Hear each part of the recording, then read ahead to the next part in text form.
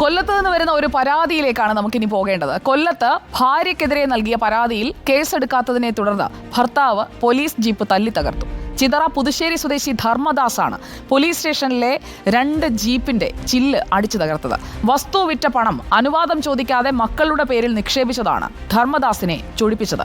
ഭാര്യയ്ക്കെതിരെ മോഷണക്കുറ്റം ചുമത്തണമെന്നായിരുന്നു ധർമ്മദാസിന്റെ ആവശ്യം. Police jeep തകർത്ത ധർമ്മദാസിനെ ഇപ്പോൾ റിമാൻഡ് ചെയ്തിട്ടുണ്ട്. വിവരങ്ങളുമായി ദിലീപ് ദേവസ്യ നമുക്കൊപ്പം ചേരുന്നു. Good evening Dileep Devasya. ധർമ്മദാസ് ആള് കൊള്ളാമല്ലോ. ഭാര്യയ്ക്കെതിരെ പരാതി എടുക്കാത്തതിന് പോലീസ് ജീപ്പൊക്കെ തല്ലി തകർത്തിരിക്കുകയാണ്. ഭാര്യ ചെയ്ത കുറ്റം കേട്ടപ്പോഴാണ് അതിലേറെ രസം.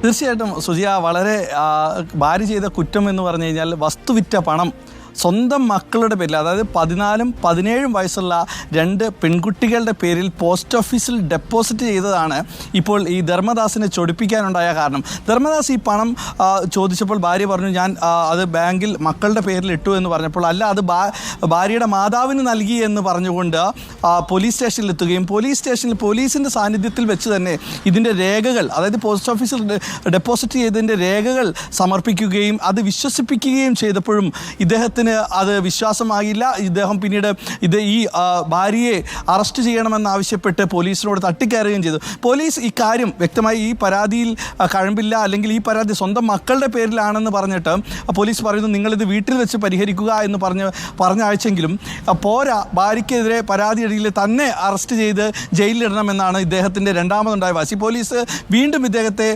പറഞ്ഞയച്ചെങ്കിലും ഇന്ന് രാവിലെ ഇദ്ദേഹം ഒരു വടിയെടുത്ത് വന്നുകൊണ്ട് പോലീസ് ജീപ്പിൻ്റെ ചില്ല് അടിച്ചു തകർക്കുകയാണ് ഉണ്ടായത്. 2 പോലീസ് ജീപ്പ്, ഒന്നല്ല 2 ചില്ലാണ് പോലീസ് ജീപ്പിൻ്റെ 2 ചില്ലും ഇദ്ദേഹം അടിച്ചു തകർത്തു. പിന്നീട് ഇദ്ദേഹത്തെ പോലീസ് അറസ്റ്റ് ചെയ്യുകയും ഇപ്പോൾ റിമാൻഡ് ചെയ്യുകയും ചെയ്തു. ഇദ്ദേഹം ഒരു മദ്യപാനിയും അതുപോലെ തന്നെ ദൂർത്ത് അമിതമായി പണം ചെലവഴിക്കുന്ന ആളായതുകൊണ്ടാണ് ഭാര്യ ഈ വസ്തു വിറ്റ പണം 2 പെൺകുട്ടികളുടെ പേരിൽ പോസ്റ്റ് ഓഫീസിൽ നിക്ഷേപിക്കുകയുണ്ടായത്. ഇത് വലിയ തെറ്റായിട്ടൊന്നും അല്ല ചെയ്തത്, ഇദ്ദേഹത്തിൻ്റെ സ്വഭാവം കൊണ്ടാണ് ചെയ്തതെന്നാണ് ഭാര്യ പോലീസിനോടും പക്ഷേ പോലീസിന് ഇതിന് മറുപടി പറയാനൊന്നുമില്ല. പോലീസും ഇതിലാകെ അങ്കലാപ്പിലായിരിക്കുകയാണ്.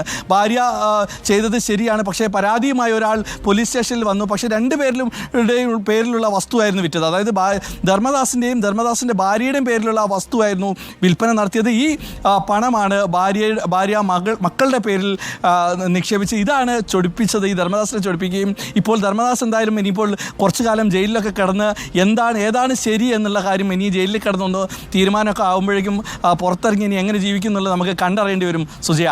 ഓക്കെ ദിലീപ് ദേവസ്യ, പോലീസ് സ്റ്റേഷനിലെ 2 ജീപ്പിന്റെ ചില്ലാണ് അരിശമൂത്ത് ധർമ്മദാസ് അടിച്ചു തകർത്തത്. അതിലിപ്പോൾ റിമാൻഡ് ചെയ്തിരിക്കുകയാണ്. ഈ കേസിന്റെ തുടർ നടപടികൾ എന്താണ് എന്നതടക്കമുള്ള വിവരങ്ങൾ കൗതുകമുള്ളതാണ്. അതോടൊപ്പം തന്നെ ഇങ്ങനെയൊന്നും സംഭവിക്കാനും പാടില്ലാത്തതാണ്. കൂടുതൽ വിവരങ്ങൾക്കായി ഞങ്ങൾ ദിലീപിന്റെ വാക്കുകൾക്കായി കാത്തിരിക്കുന്നു. Thank you Dileep Devasya.